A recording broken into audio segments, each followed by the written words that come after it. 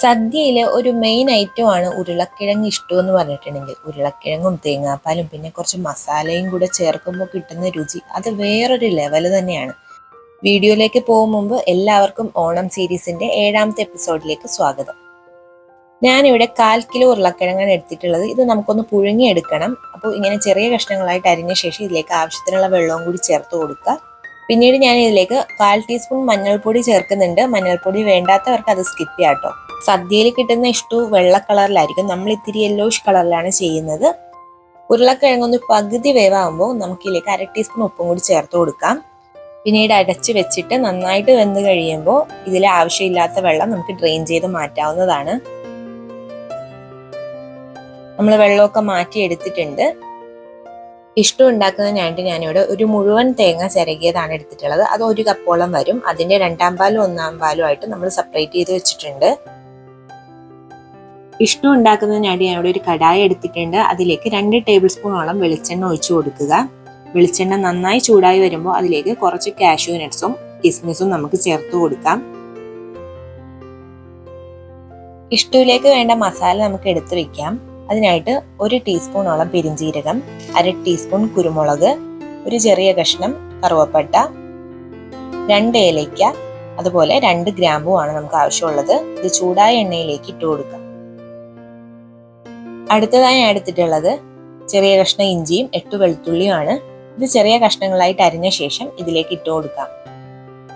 ഇഞ്ചിയുടെയും വെളുത്തുള്ളിയുടെയും ആ പച്ചമണം മാറുമ്പോൾ നമുക്ക് ഇതിലേക്ക് 1 തണ്ട് കറിവേപ്പിലയും കൂടി ചേർക്കാവുന്നതാണ്. അതുപോലെ തന്നെ നെടുകെ കീറിയ 3 പച്ചമുളകും കൂടി ചേർത്ത് കൊടുക്കാം. ഇതെല്ലാം കൂടി നന്നായിട്ടൊന്ന് വഴറ്റിയെടുക്കാം. അടുത്തതായിട്ട് ഞാൻ ഇടുന്നത് ഒരു മീഡിയം സൈസ് സവാള ചെറിയ കഷ്ണങ്ങളായിട്ട് അരിഞ്ഞതാണ്. ഈ സവാള നന്നായിട്ടൊന്ന് മിക്സ് ചെയ്തെടുക്കുക. ഈ സവാള നന്നായിട്ടൊന്ന് വെന്ത് കിട്ടാനായിട്ട് നമുക്ക് ആവശ്യത്തിനുള്ള ഉപ്പും കൂടി ഇതിലേക്ക് ചേർത്ത് കൊടുക്കാവുന്നതാണ്. അതാവുമ്പോൾ പെട്ടെന്ന് ഇതൊന്ന് വെന്ത് കിട്ടും. ഇപ്പോൾ സവാള റെഡി ആയിട്ടുണ്ട്. നമുക്കിതിലേക്ക് നമ്മൾ നേരത്തെ പുഴുങ്ങി വെച്ചിട്ടുള്ള ആ ഉരുളക്കിഴങ്ങ് ഇട്ട് കൊടുക്കാവുന്നതാണ്. 1/4 കിലോ ഉരുളക്കിഴങ്ങാണ് ഞാനിവിടെ എടുത്തിട്ടുള്ളത്. ഇനി ഈ സവാള ഉരുളക്കിഴങ്ങും എല്ലാം കൂടെ നന്നായിട്ടൊന്ന് മിക്സ് ചെയ്തെടുക്കാം. ഫ്ലെയിം നമ്മൾ മീഡിയത്തിലാക്കിയ ശേഷം ഇതിലേക്ക് 1 കപ്പ് 2ാം പാല് ഞാൻ ചേർത്ത് കൊടുക്കുന്നുണ്ട്. ഈ ഉരുളക്കിഴങ്ങ് ആ 2ാം പാലിൽ കിടന്നൊന്ന് തിളച്ചു വരണം. ഈ തിളക്കുന്ന സമയത്ത് നമുക്കൊന്ന് ഉപ്പ് ചെക്ക് ചെയ്യാവുന്നതാണ്. ആവശ്യത്തിനുള്ള ഉപ്പ് നിങ്ങൾക്ക് വേണമെന്നുണ്ടെങ്കിൽ ചേർത്ത് കൊടുക്കാം. 2ാം പാല് ചെറുതായി ഒന്ന് വറ്റി വന്നു കഴിഞ്ഞാൽ നമുക്ക് ഫ്ലെയിം ഓഫ് ചെയ്ത ശേഷം 1ാം പാല് ഒഴിച്ചു കൊടുക്കാവുന്നതാണ്. 1ാം പാല് നമ്മളെപ്പോഴും ഫ്ലെയിം ഓഫ് ചെയ്ത ശേഷം മാത്രമേ ഇടാനായിട്ട് പാടുള്ളൂ. ഇതൊന്ന് ചൂടായാൽ മാത്രം മതി, തിളക്കേണ്ട ആവശ്യമേ ഇല്ല.